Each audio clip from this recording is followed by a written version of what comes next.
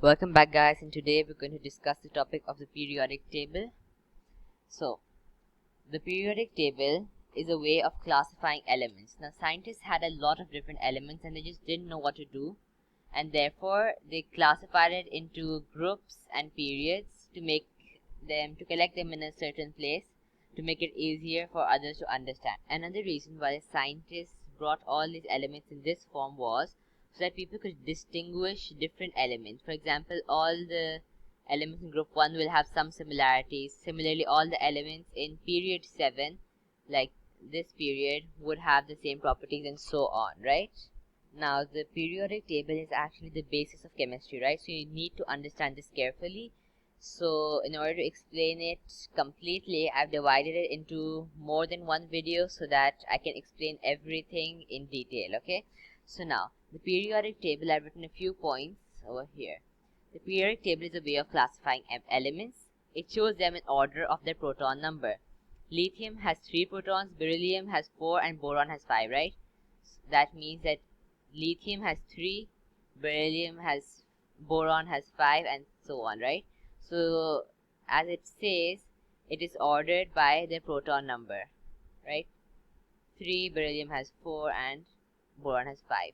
And now the lines that are vertical, that way, these are called the groups, and the lines that are horizontal, meaning this way, they are called the periods, okay?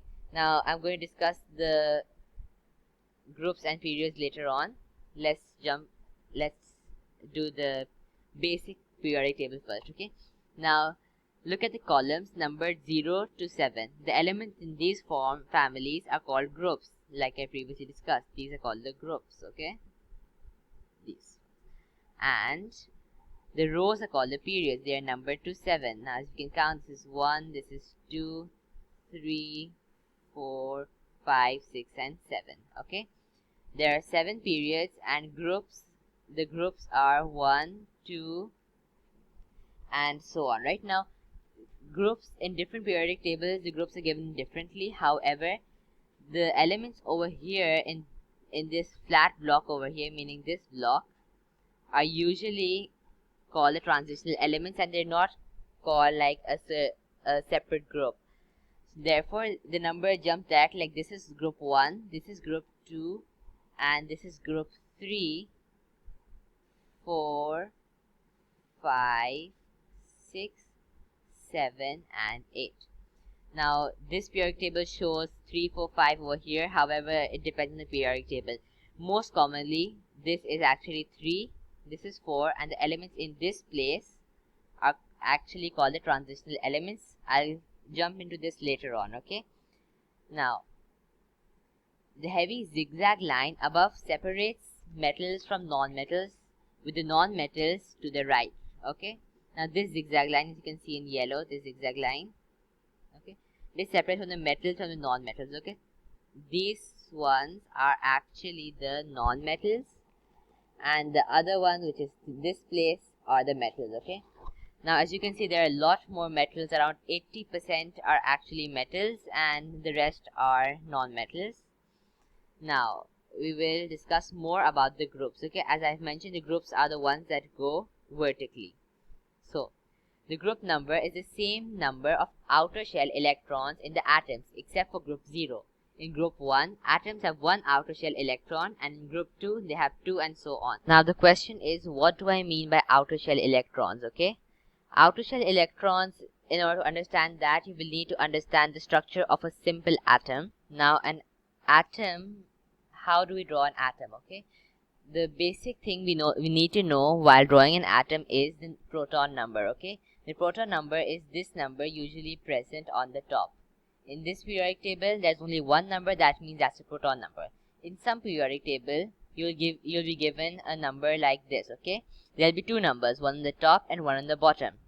Now in this case, the number on the top will be the mass number and the number on the bottom will be the proton number, okay? The lower number will always be the proton number if you're given 2 numbers in the periodic table. If you're given only one number, like in this one, the one that you are given will be the proton number, okay? Now another thing you need to remember is that the proton number will always be equals to the electron number. Okay, now each atom has three things. Okay, there's a proton, there's a neutron, and an electron. Okay, now I'll just clean this board up. Okay, now how to draw an atom. First, there is a first shell. Now an atom always has shells. Okay, there's a nucleus which contains the protons and the neutrons. Okay, now I'll write it again. An atom has protons, neutrons, and electrons. Okay, the proton number is always equal to the electron number. So for example, oxygen has a proton number of 8, right? That means the electron number will also be 8.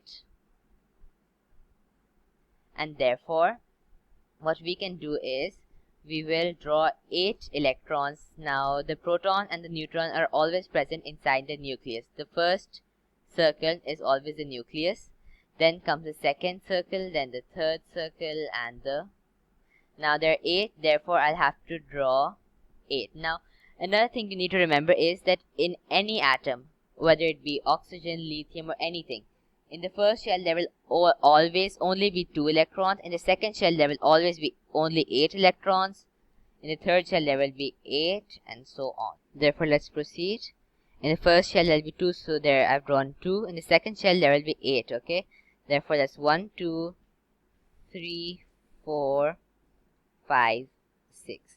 Now why have I not drawn 8? Because oxygen only has 8 in total, right? It's already drawn 2 over here. That's 2, 4, 6, and 8.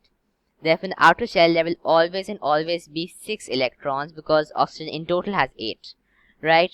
Therefore, if it has 6 electrons in an outer shell, therefore it means it should be present in group 6. We'll see if we're correct. Oxygen is in group number 6, right? That means our atom drawing is correct. Now let's proceed. We've already done this part. Okay, then the second thing is, the outer shell electrons are called valence electrons, and they are very important because they show how an element behaves, right? So for example, if oxygen has a total of 6 electrons in its outer shell, and S also has a total of 6 electrons in its outer shell, that means they will both behave somewhat similar. Okay, now the atoms of group 0 elements have a very stable arrangement of electrons in their outer shell. This makes them unreactive. I'll discuss this later on because it's a huge topic. I'll discuss it in the next video because I don't want to make this video too long. Anyway, more about the periods. I've already told you that the periods are the ones that go horizontally from here to here, right? From here to here is the period. Okay, therefore I'll tell you some things about the periodic table. The periods in the periodic table, right? The period number tells you the number of occupied electron shells in the atom. So in the elements of period of the second shell, so in elements of period 2, 2 shells are occupied. In elements of period 3, 3 elements are occupied, and so on. Now, as we've already shown, I drew the atom of oxygen in order to show you the structure, how to draw atoms, right? Now, oxygen had how many shells? This is 1 shell and 2 shells. The shells are the number of circles, you can say, okay? Therefore, if oxygen has 2 shells, that means that it should be present in period number 2. Let's see if we're correct. This is period number 2, and oxygen is present over here, right? That means oxygen is present in period number 2. That means we're correct. So for example, if we draw the atom of zinc, it will have how many? If it's present in group 4, it will have 4 shells. Similarly, if we draw the atom of rubidium, it's in the 5th shell. That means it will have 5 outer shells. Okay. If you're having difficulties in understanding anything, please feel free to contact me. My email address is given both in the description below as well as on my channel. So please feel free to contact me, okay? Anyway. Now, the metals and non-metals I've already discussed. The line over here, the zigzag line, it differentiates between the metals and the non-metals. The metals being on this side and the non-metals on this side, okay? Furthermore, hydrogen. Now hydrogen sits alone in some periodic tables, while in some hydrogen is joined over here. Why? Because hydrogen usually is present in group 1 as well as in period 1, because it has one outer shell electron and one shell in total, right? The reason why some periodic tables show hydrogen away from group 1 is because hydrogen is not a metal. All these things are supposed to be metals. However, hydrogen is not a metal, therefore it's sometimes drawn away from the metal section. Another thing to discuss is the trends and patterns in the periodic table, okay? Now we all know that elements of group 1 will behave somewhat similarly and elements of group 2 will behave similarly. However, there is some more specification to the periodic table. For example, in group 1, as you go down the periodic table, the reactivity will increase. For example, if you take lithium will be less reactive as compared to sodium, which is Na. Similarly, if you go on, potassium will be even more reactive, rubidium will be more reactive, and francium will be the most reactive. That means as you go down in group 1, the elements will become more reactive. For example, now if you take group 7 is the total opposite.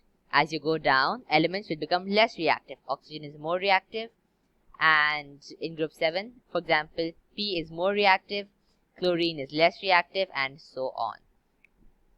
This is written over here. Elements in a group behave in a similar way, but they also show some trends. For example, as you go down group 1, elements become more reactive, though in group 7, elements become less reactive down the table, okay? Now, why do we need to know about the trends and patterns of the periodic table? That is a very good question. So, the answer to that question is, if we know where an element is present, for example, oxygen is present in group number 6. If we know oxygen is present in group number 6, we will know how it behaves. For example, if it is present in group number 6, it will have 6 outer shell electrons. We also know that S is also present in group number 6. So if we know some properties of S, most probably oxygen will have the same properties. For example, lithium. Now lithium is present in group number 1. We know that lithium is reactive, okay? However, we do not know if sodium is reactive. So what we will do is, we will check where sodium is. We find that sodium is present in the same table as lithium, and therefore we can conclude that if it is present in the same group, it will have similar properties, and therefore sodium will also be somewhat reactive. And that concludes our video. If you haven't already liked and subscribed, please do, and share this video as much as possible so that maximum people can benefit. Till then, goodbye. I'm going to upload some more videos regarding the periodic table, because obviously the periodic table is very complex. Please do watch those videos. Stay tuned and goodbye.